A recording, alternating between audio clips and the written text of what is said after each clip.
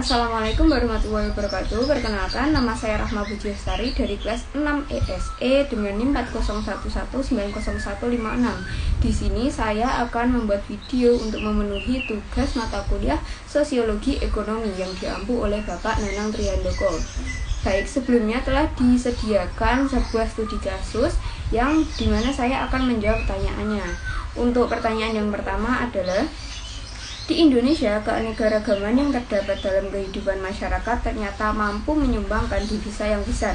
Faktor apa saja yang menjadi daya tarik bagi turis untuk datang ke Indonesia, sehingga devisa yang diperoleh sektor pariwisata cukup besar?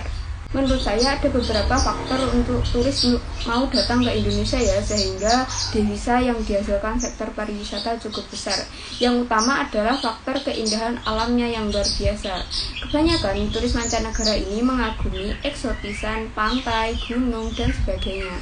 Contoh, adanya Pulau Komodo dan Candi Borobudur itu kan termasuk 7 keajaiban dunia.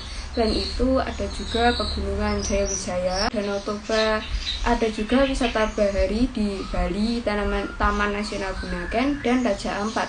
Terkenalnya pariwisata tersebut itu tidak lepas dari faktor kekuatan word of mouth atau teknik pemasaran yang mengandalkan kekuatan dari pembicaraan orang, atau nanti ada turis yang datang ke Indonesia ya, lalu mengatakan kepada kerabatnya, kenalannya untuk juga turut datang ke Indonesia, sehingga pariwisata di Indonesia itu cukup terkenal di luar negeri, sehingga banyak turis yang datang ke Indonesia. Selain itu ada juga faktor biaya hidup di Indonesia yang memang relatif lebih murah dibandingkan negara lainnya.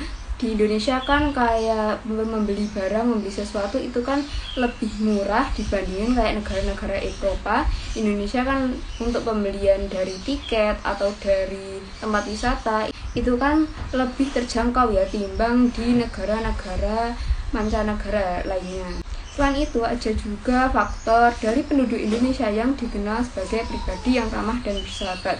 Karakter ini yang telah mendarah daging dan menjadi kebiasaan bangsa ini untuk menebar senyum dan berperilaku santun kepada orang lain. Sehingga orang-orang asing ini suka dengan keramah tamahan orang Indonesia sehingga berminat untuk datang ke Indonesia.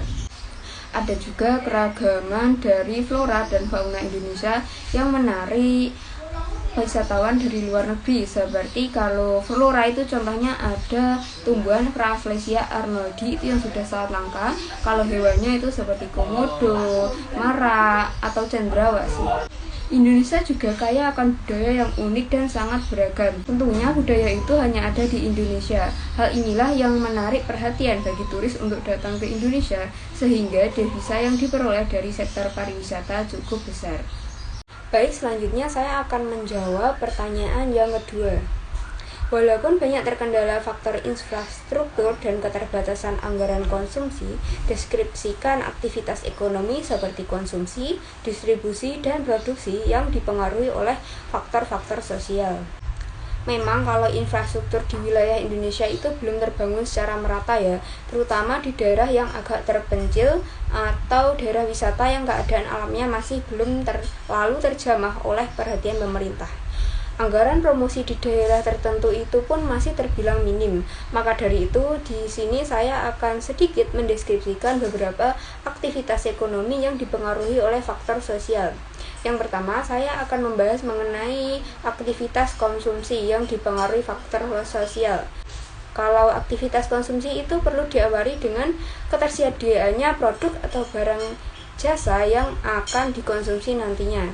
Di daerah wisata itu perlu disediakan beberapa produk untuk sesuai kalangan turis. Sedangkan fasilitas infrastruktur dari pemerintah itu bisa dikatakan kurang. Karena itu, jika mengandalkan pemerintah saja tidak selalu langsung terrealisasikan, maka ketersediaan produk konsumsi seperti warung makan, fasilitas jasa pendukung di tempat wisata itu perlu kesadaran masyarakat di sekitar daerah wisata tersebut.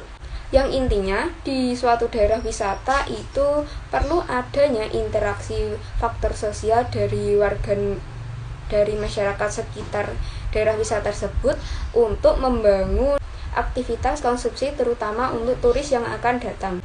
Contohnya di daerah pesisir pantai di Papua, ini memiliki potensi wisata bahari yang cukup indah, namun masih perlu pembangunan infrastruktur yang lebih lengkap. Untuk itu, masyarakat di sekitar daerah tersebut perlu membantu membangun fasilitas jasa penunjang seperti ketersediaan perahu atau fasilitas jasa yang diperlukan lainnya. Bisa juga fasilitas produk oleh-oleh atau warung makan yang nantinya akan banyak dikonsumsi oleh turis yang akan datang. Untuk itu, masyarakat di sekitar daerah tersebut perlu gotong royong menjadi faktor sosial untuk nantinya membangun aktivitas konsumsi untuk pengunjung wisata, sehingga daerah wisata tersebut menjadi lebih ramai serta pendapatan di sekitar Papua tersebut menjadi lebih sejahtera akibat meningkatnya aktivitas konsumsi di daerah tersebut. Yang kedua, saya akan membahas mengenai aktivitas distribusi yang dipengaruhi faktor sosial. Pertimbangan aktivitas distribusi itu berkaitan dengan faktor perantara ya, seperti adanya volume barang yang akan didistribusikan serta ongkos penyaluran distribusi. Untuk itu, faktor sosial itu sangat diperlukan dalam kegiatan distribusi karena pastinya ada interaksi dalam penyaluran baik produk barang atau fasilitas jasa penunjang infrastruktur wisata. Sebenarnya letak geografis dan keadaan alam juga sangat berpengaruh dalam aktivitas distribusi ini, yang nantinya juga memerlukan infrastruktur dan maupun transportasi yang memadai. Untuk itu, dalam kegiatan distribusi ini juga diperlukan faktor sosial kerjasama yang baik antar pemerintah, supplier, dan agen si penerima produk distribusi tadi, agar kegiatan aktivitas ekonomi ini berjalan dengan lancar. Yang ketiga, ada aktivitas produksi yang dipengaruhi faktor sosial. Untuk melakukan aktivitas produksi, tentunya ada interaksi antar warga di daerah wisata yang menyediakan produk barang jasa dengan turis yang berdatangan. Aktivitas produksi tersebut perlu disesuaikan dengan jenis turis yang datang, baik dari turis domestik atau mancanegara. Sebenarnya tiga aktivitas ini sangat penting untuk menunjang suatu perekonomian di suatu daerah maupun di suatu negara.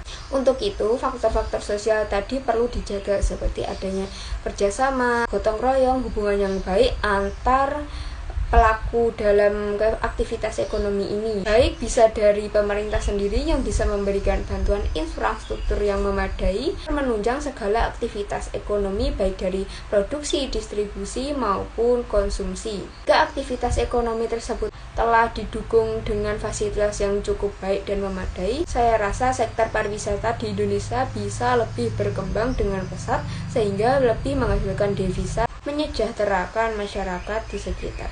Sekian jawaban yang bisa saya sampaikan, banyak kurangnya mohon maaf. Wassalamualaikum warahmatullahi wabarakatuh.